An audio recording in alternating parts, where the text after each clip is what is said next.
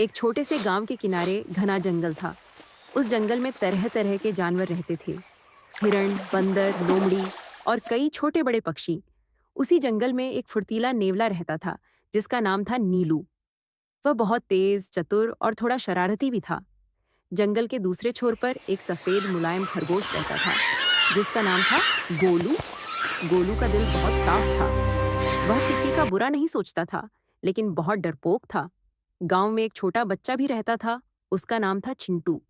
चिंटू लगभग 7 साल का था। उसकी आंखों में जिज्ञासा थी, दिल में साहस और दिमाग में हजारों सवाल।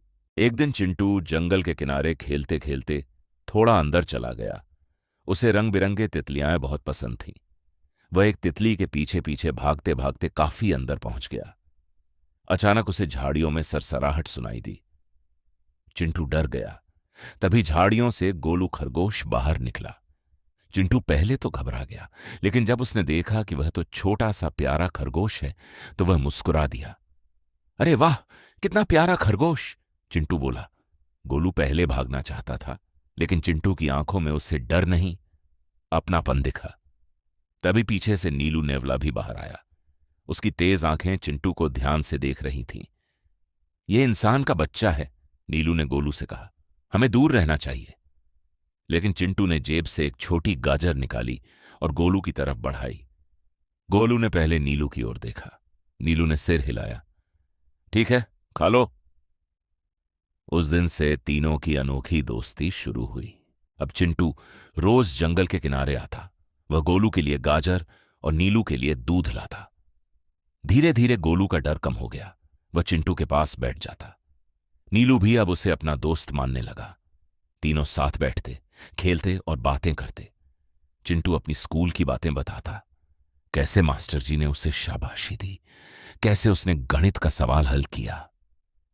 गोलू कान खड़े करके सुनता और नीलू मुस्कुराता। एक दिन जंगल में एक चालाक लोमड़ी आई।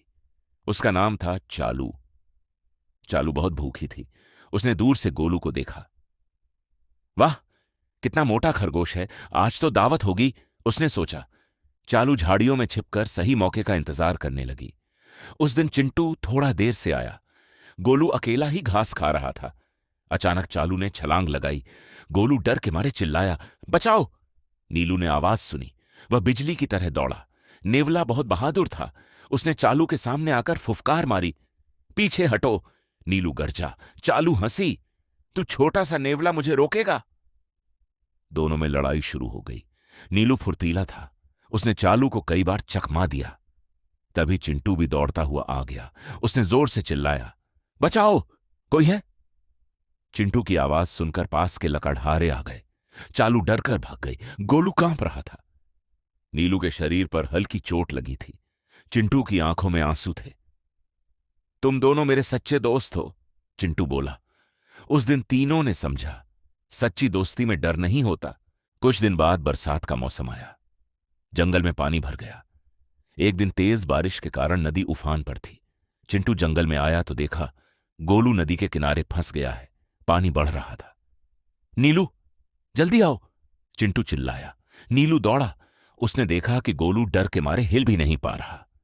नीलू ने एक लंबी बेल देखी। उसने चिंटू से कहा, इसे पकड़ो! चिंटू ने बेल को कसकर पकड़ा। नीलू धीरे धीरे गोलू तक पहुंचा।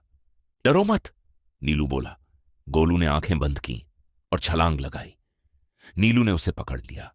चिंटू ने बेल खींची। तीनों सुरक्षित बाहर आ गए।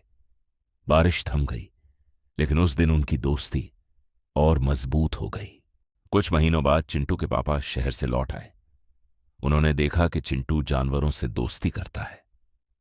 पहले तो वे डरे, लेकिन जब उन्होंने देखा कि नीलू और गोलू ने चिंटू की कितनी बार जान बचाई, तो वे मुस्कुराए।